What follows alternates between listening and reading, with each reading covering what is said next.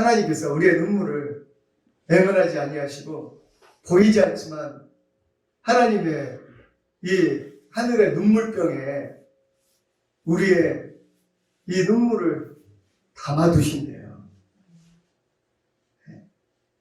눈물을 흘리며 씨를 뿌리러 나아가는 자는 기쁨으로 그 단을 가지고 돌아올 때가 있다고 말씀하고 있습니다.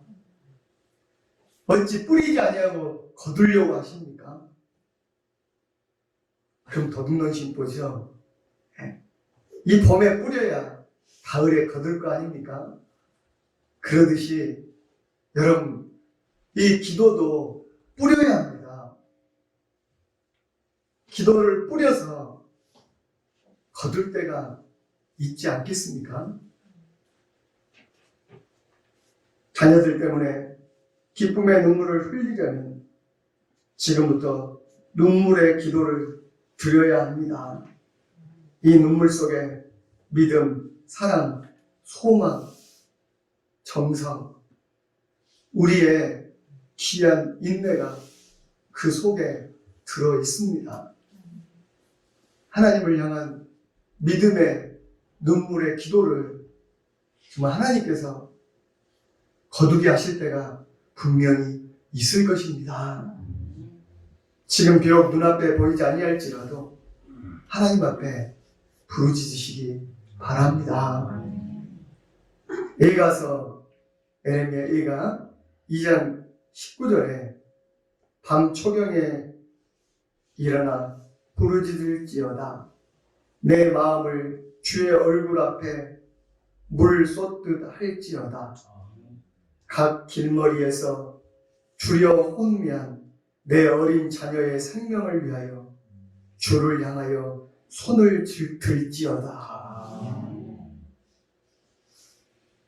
물을 쏟듯이 주님의 얼굴 앞에서 부르짖으며 줄이고 죽어가는 이 어린 자녀들을 위하여 부르짖으라고 기도하라고 주님께서 말씀하고 있습니다. 여러분, 눈물의 기도로 키운 자녀는 결코 망하지 않습니다. 그런데 왜 나를 위하여 울지 말고 너희와 너희 자녀를 위하여 울라고 하셨을까요? 예수님께서 이 십자가 지신 당시에 그 말씀을 하신 역사적인 이유가 있습니다. 단순히 기도하라는 말뿐만은 아니었습니다. 장차 이스라엘 아들, 딸들이 예루살렘에서 어떤 비극을 당할지 너무나도 잘 알고 계셨기 때문입니다. 이 예언과도 같은 말씀이시기도 합니다. 역사의 기록에 나타났듯이 예수님 말씀대로 이 주후 70년에 로마의 티투스 장군이 이끄는 큰 군대가 예루살렘을 포위했습니다. 예수님 돌아가시고 난 다음에 이 40년 가까이 된 시간이 흘렀는데 이스라엘 백성들이 로마에 반역을 했습니다. 근데 그 로마의 제국이 가만 놔두겠어요? 그 어마어마한 군대를 이끌고 와서 거의 1년 가까이 포위를 했습니다. 그리고 결국에 많은 사람들이 희생되었습니다. 로마군이 후퇴한 적이 없는데요. 그때가 마치 6월절과 겹치는 때였고 사람들은 하나님께서 원수를 물리쳐주셨다고 이 로마 군대가 네로가 죽고 난 다음에 잠시 물러간 때가 있었나 봐요. 그러니까 그렇게 포위하다가 로마 군대가 떠나가 한순간에 안 보이니까 야, 하나님이 우리를 구원해 주셨다. 유대인들은 아주 기쁨의 잔치를 벌이며 6월절 잔치를 베풀고 로마 군대가 안 오겠지 하고 마음 놓고 있다가 아니나 다를까 로마 군대가 다시 질차 더 큰 부대를 이끌고 이 예루살렘으로 진격해 왔는데 결국에는 이 로마의 군대에 의해서 예루살렘 성이 불타고 성전도 다 무너지고 예루살렘 그 철옹성 같은 예루살렘 성도 다 무너지고 무려 198만 명의 유대인들이 죽고 살아남은 자는 포로로 잡혀가게 되었습니다. 로마에 의해서 멸망해 버렸습니다. 나라 자체가 멸망해 버렸습니다. 성 하나가 거의 없어져 버렸습니다. 예수님이 예언하시잖아요. 돌 하나 돌에 안 남고 무너지리라. 예루살렘아 예루살렘아 네가 일찍 회개하였더라면 하나님의 심판을 당하지 않았을 것인데 주님이 십자가 지시기 전에 눈물을 흘리며 예루살렘 성을 바라보고 앞으로 되어질 그 피의 심판을 보시면서 눈물을 흘리셨잖아요.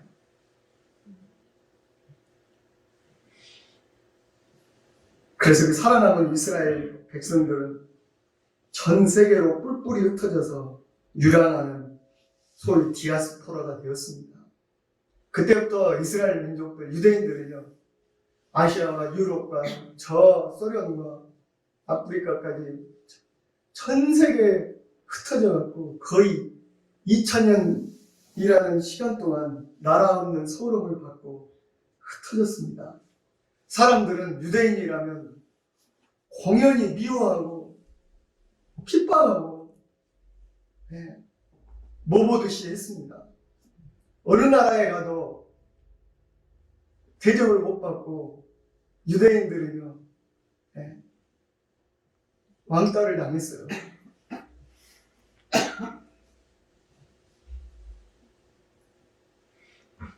결국 히틀러에 의해서 2차 세계대전 때 유대인 600만 명이 학살을 당하기도 했습니다. 괜히.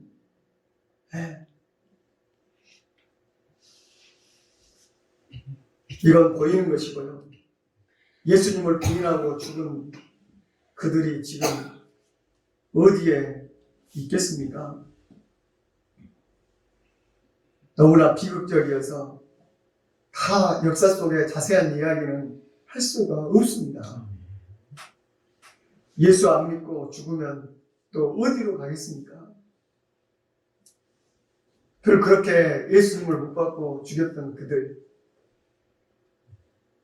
그 나라도 없어져 버렸고 그들마저도 이렇게 핍박받는 민족이 되었고 다행히 하나님께서 또 예언하신 대로 지금은 나라를 이루어서 마지막 때를 향해 이 세상이 가고 있습니다.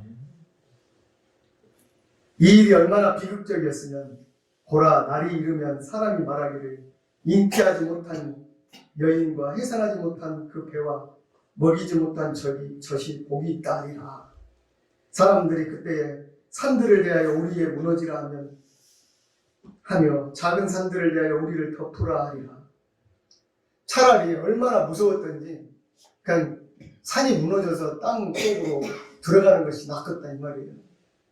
그리고 아기를 안 낳은 여자들이 복이 있을 것이다 이것입니다. 그때요 이 로마 군인들이 와서 이 임신한 여자들 배를 가리고 죽이고 그랬습니다. 아이고 임신한 여자고 남자고 할 것 없이 다 죽였습니다. 창으로 찌르고 칼로 찌르고 불태워서. 그렇게 무서운 로마의 심판이 기다리고 있었습니다. 이것을 보고 예수님께서 너희 자녀들을 위하여서 울어라. 심판당하지 아니하도록. 그리고 그때 도망가라. 말씀했습니다. 그런데 그 이야기는 결코 그들만의 이야기가 아니라는 것입니다. 다 자녀 가진 모든 자들의 이야기입니다. 오늘 우리의 자녀들이 우리를 따라 신앙으로 이어지고 있느냐는 것입니다. 자녀들이 밥 잘 먹고 잘 살고 별일 없으면 안심해도 되는 것일까요? 부모님들은 자녀들에 대해서 관심이 많습니다. 우리나라는 특별히 꼭 전화하면은 뭐라 그럽니까? 밥 먹었냐? 밥 먹었냐? 요즘 밥 못 먹는 사람들이 얼마나 있습니까?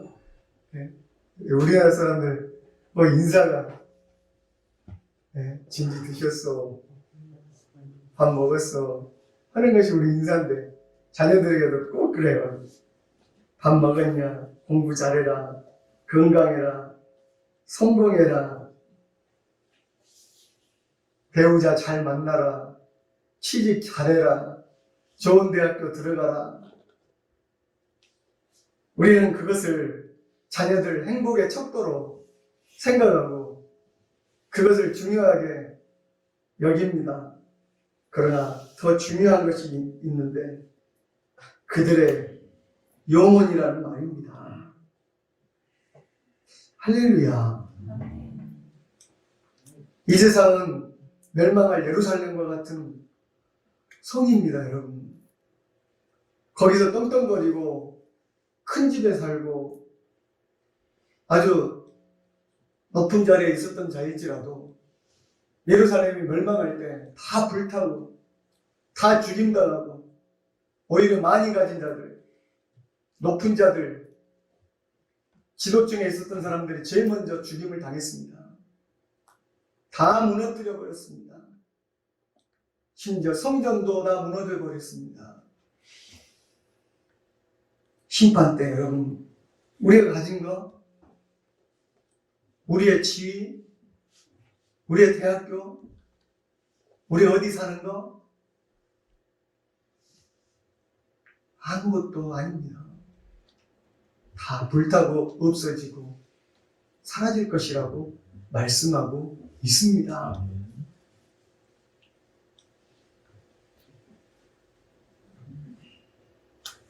우리의 관심이 어디에 있습니까?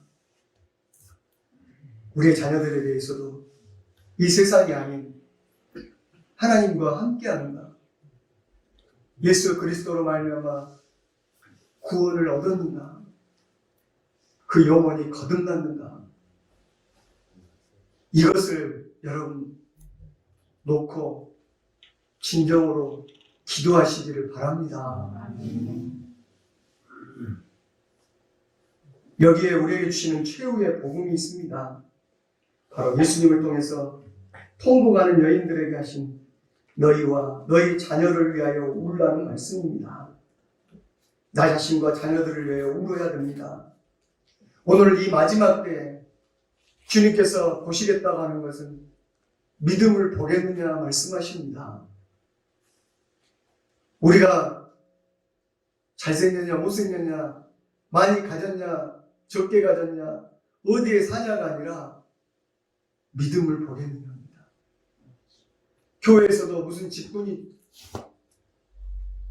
중요하지만요, 오래 다닌 것이 중요한 것이 아니라 믿음을 보겠느냐 합니다. 교회에 크고 작은 거 문제가 아닙니다. 믿음이 있는가 없는가 합니다. 그 마음에 십자가가 복음이 있는가 없는가입니다.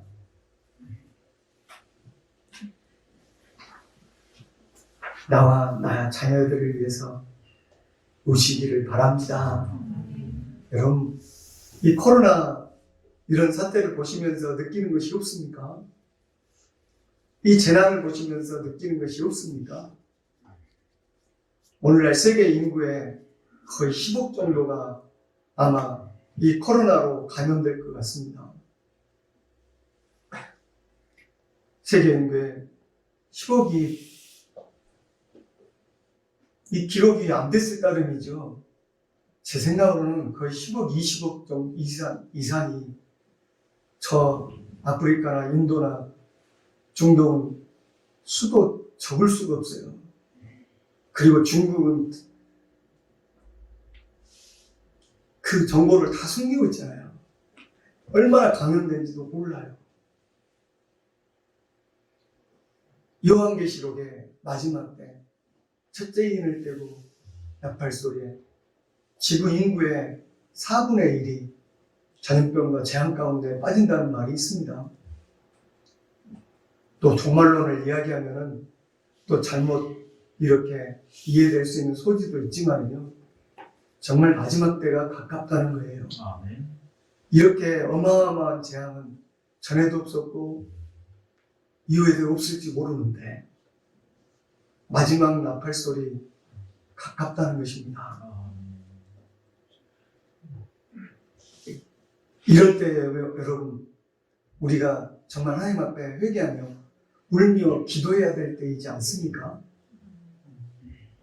이 교회를 위하여 구원받지 못한 우리의 자녀들을 위해 이 지금 12시가 마지막이라면 12시 몇 분 전일지 모릅니다.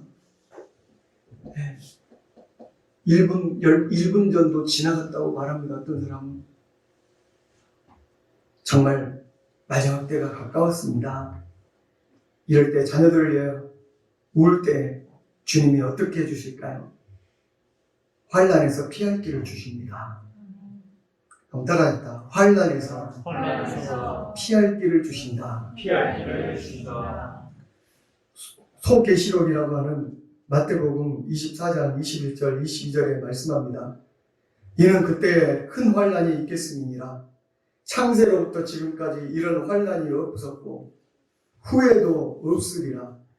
그날들을 감하지 아니하면 모든 육체가 구원을 얻지 못할 것이나 그러나 택하신 자들을 위하여 그 날들을 감하시리라.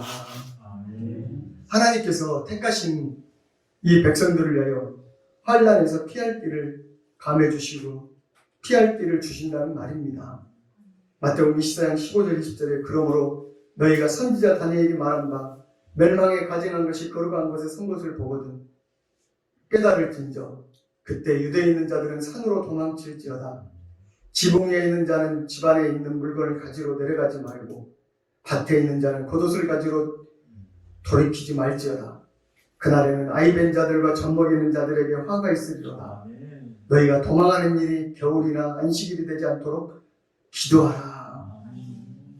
예수님 말씀대로 자녀들을 위하여 자신들을 위하여 눈물로 기도했더니 예루살렘 멸망 중에도 피할 길을 주셨습니다.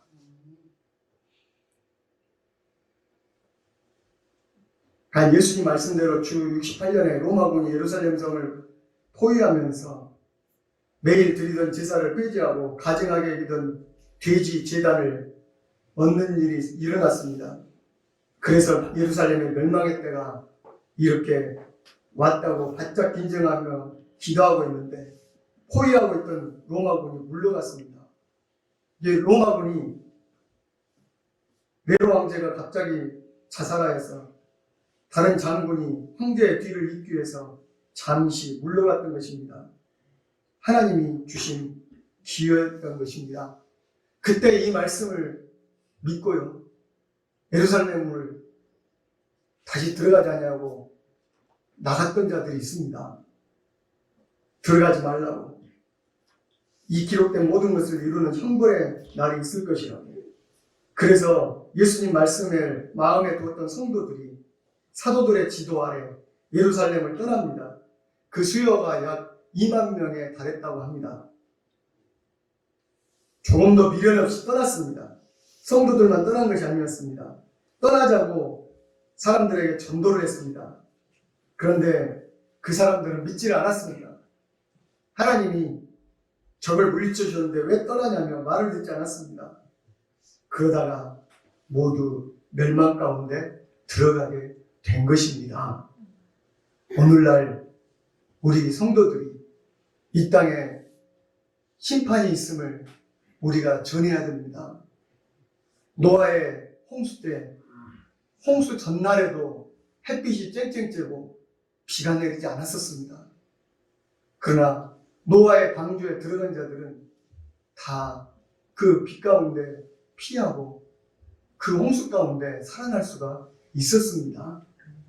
오늘 여러분의 자녀들, 여러분 언제 심판의 날이 가까울 줄 모르고 주님 오실 날이 가까운데 아직도 세상에서 우리가 너무나 희낙락하고 먹고 마시고 장가가고 떠들고 세상 쾌락을 즐기고 살다가 순식간에 멸망하는 날이 온다면 얼마나 가슴 아픈 일입니까? 눈물로 기도하며 자녀들을 책임져 주시길 바라고 그들에게 아버지 앞에 피할 길을 주시라고 기도하시기 바랍니다. 지금 우리도 예외가 아닙니다.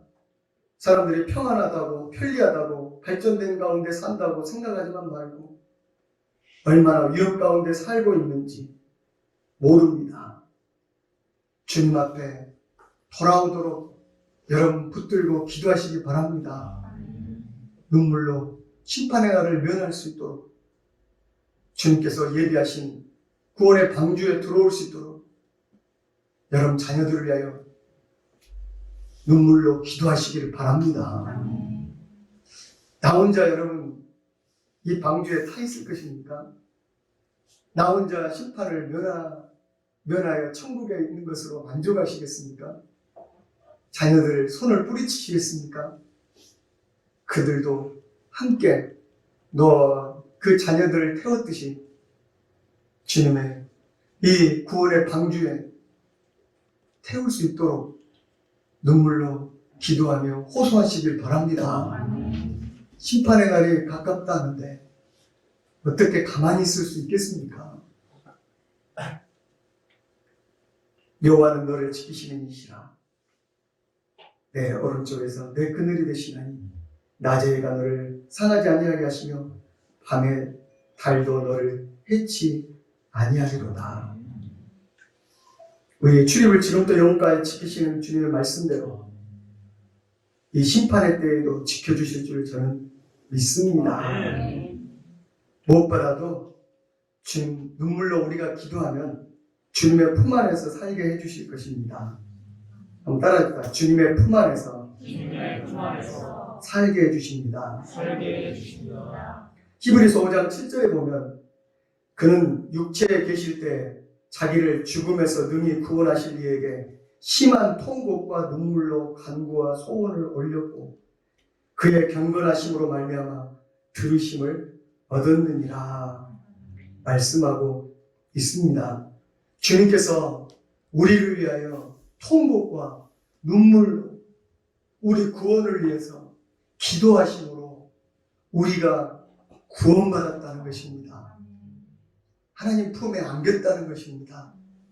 예수님께서도 우리를 위하여 그렇게 십자가를 지실 뿐만 아니라 우리 구원을 위해서 그 눈물과 통곡으로 기도하셨기에 우리가 이렇게 구원받은 것입니다.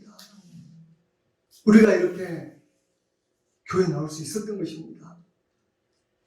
그와 같이 우리도 눈물과 통곡으로 눈에 보이는 우리의 형제들, 우리의 자녀를 위하여 기도할 때 그들 또한 주님 품으로 돌아올 줄 믿습니다.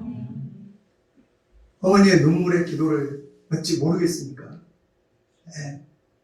성경의 위대한 인물들, 부모의 기도가 있었습니다. 역사의 위대한 인물들, 어거스틴이라든지 이 모든 사람들 보면은 부모님의 눈물의 기도가 있었기에 잠시 세상을 떠났다가도 주님 품으로 돌아왔습니다. 그리고 하나님께서 그를 품 안에 살게 해주셨습니다. 성경에는 나오지 않았지만요, 탕자의 비유에서도 보면은 아버지의 눈물의 기도와 날마다 검구 밖에서 자녀가 간 그 길을 바라보며 눈물로 기도했던 아비의 그 기도가 눈물이 있었기에 그 길로 탕자가 돌아왔던 것을 봅니다. 그리고 아버지 품에 안기지 않습니까? 여러분, 눈물로 기도하십시다. 후회받자 나중에 소용은 없습니다. 더욱 지금 우리가 기도해야 할 때요. 지금 우리가 눈물로 자녀를 위하여 하나님 앞에 무릎 꿇어야 할 때입니다. 내일 심판이 오면 돌이킬 시간이 없습니다, 여러분. 오늘 희망이 남아있다는 것을 말씀드립니다. 예수님 말씀처럼 자녀를 위해 통곡하고 울면 하나님께서 긍휼히 여겨주실 것이고, 그 눈물의 기도가 있는 자녀는 결코 하나님께서 버리지 않으실 줄 믿습니다. 기도하겠습니다.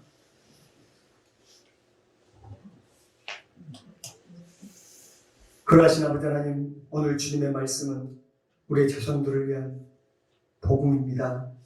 놓쳐서는 안 될 최후의 복음입니다. 자녀를 위한 눈물의 기도가 없다면 모든 것은 우리 대에서 끝나고 말 것입니다.